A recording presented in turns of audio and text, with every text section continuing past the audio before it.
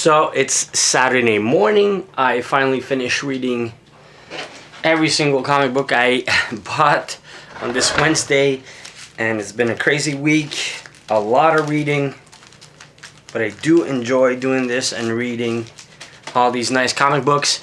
And I did get the I want to show it. I did get the Original Sin Deadpool variant. I hung it up my wall, so see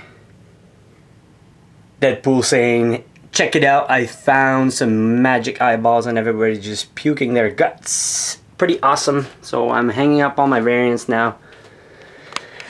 That's about it. Making my office a comic book room, I guess. And my living room is my Skylander room. Everything hanging out. Hanging on the walls. So, what I'll do like I always do. Save the best for last and start with the crappy ones. Okay. I'm ready. So, Batman Eternal #5. I don't know where the series are going. I would not recommend to buy this, but I like to finish my series, so I'll keep at it till the end. It stops at number 12, but this issue #5, not worth really reading. All I can say is nanobots. I don't know where it's going. I don't know. Not so good. Batman Eternal #5. Didn't like. Another piece of crap. Justice League 3000 #6. The only good part about this is that the last page, the last page, I gotta read this out loud. I gotta do this because I like to review my stuff. At the last page it reads, and I laughed because it was a crappy issue, and it's been crappy for 3 ongoing issues, like no action, just talking, and I hate that. So it says, in the next Justice League Unleash, if you like wall-to-wall action, this one's for you. See? Right there. Anyways. I think they know the sales are going down or something, but I honestly didn't like it. So Justice League 3000 #6, crap. And this is an ongoing series, so I don't know if I'll keep at it. It's like the Wolverine one.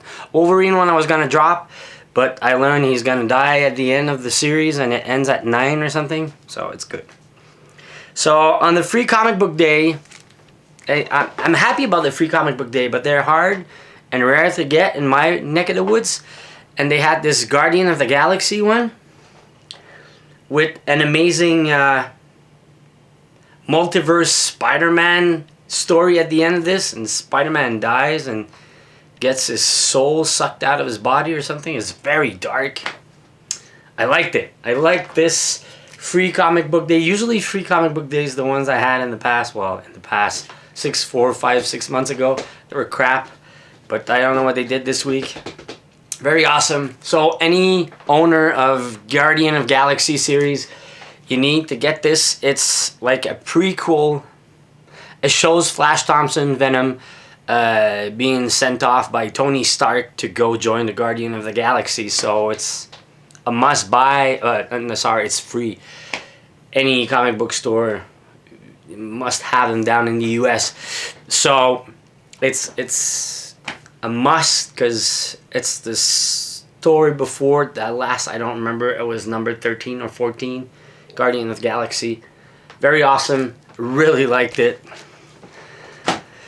I can argue much about it. I also got those cool, I don't know what you call it, papers, artist sign, the cool like cover variant of Original Sin #1. When you get the artist, when you go to a comic book convention and you get the artist to sign on it, I guess. But I sealed them in a comic book protector, and I want to save them. They're really nice. Don't want to scratch them. So Black Widow #6. Last one was not so good, and now it's kicking back up. I like good old Black Widow series. I'm not saying you rush to the store and go buy it. I just like the series. I'm gonna keep at it too. And I like action and not too much. I like text. I don't mind the characters talking and everything, but I like when the talking is good and it gets to a point to something. Not like this, like they keep repeating the same crap over and over again. It's just so redundant and nothing happens. And this, you know, not much text, a lot of action, and it builds up to something else. I loved it, so take it or leave it, but Black Widow #6 was a good buy for me. I'm really happy. Other part, New Warrior #4. I can't complain. I liked it very much. I'm a big New Warrior fan since back in 1990, and I love how the whole team just regrouped in this one, and now they're really all together. They form a very nice team. I really like it with this ongoing danger, very typical, usual kind of stuff. It's funny how all these stories revolve religiously about groups of people, like, how can we say, religious Christian groups fighting against mutants and want to eliminate the mutants and everything. It's redundant, kind of. They do that in the X-Men all the time, but it depends how they tell the story. And it was good. It was good. Like, Uncanny X-Men has the same, like, surroundings, but the humans are less religiously viewed upon the X-Men. And anyways, people are upgrading their mental thinking, and it's kind of different. I really like the ongoing Uncanny X-Men, the whole story. It's just the whole religious battles against mutants everywhere in a lot of comic book universe. It's surprising to me. And the other last good part, Loki. I have no clue who writes this. Now you gotta learn all your writers and everything. But the guy who writes this, the story's always a twist, always good. You know, there's a lot of text in there, and I just love the storytelling, and there's always a twist, man. It's a punch every time. It's so awesome. So I can't wait for #5. It always entertains me. Good story, a lot of reading. That's, you know, the way it's all put together, I really like Loki.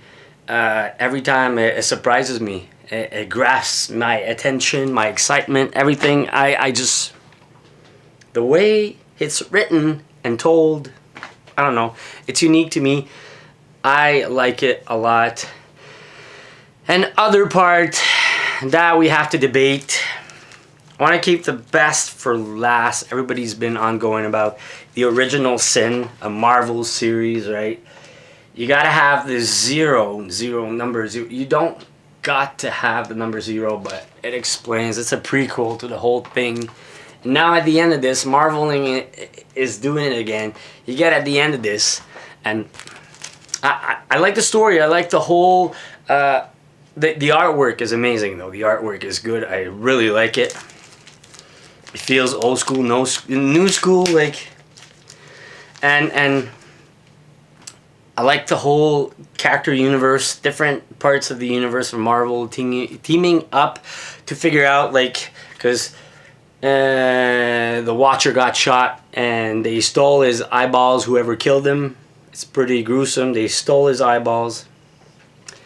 Probably there's some powers in the eyeballs. And in here you got Nova, number 0. Before the Watcher gets killed, he goes and meets the Watcher on the moon and talks to him and try to figure out who he is and everything. And right after this, well, he gets shot. So it's a good story. I like it. Not that crazy. Everybody's like hyping it up a little. It's good, but not that. I don't know. You guys go read and let me know. So at the end of this, don't miss the whole story. The Sins Continue this month in. Then you got Avengers number 29. You gotta buy to keep on getting the stories. Avengers 30. Then Mighty Avengers 10. Then Deadpool 29. Now, like, I got enough series to read. Now, I'm a maniac and I like to know the whole story. But man, this past Wednesday, I spent so much money on comic books. So I'm not gonna go and buy all the off series and everything and get the numbers. I gotta stop doing that. It's gonna ruin me. So, and DC has this also very cool series that just started. It's gonna be a 12-issue series too. The Future Ends. Now the Future Ends started with the free comic book day and Zero, and that is kind of rare and hard to get. If you're lucky, just grab it.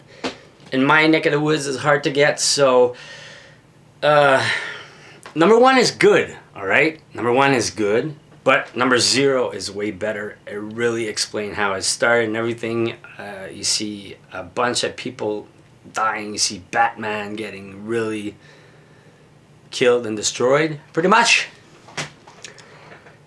Sorry I gave it away, but that's not the whole story.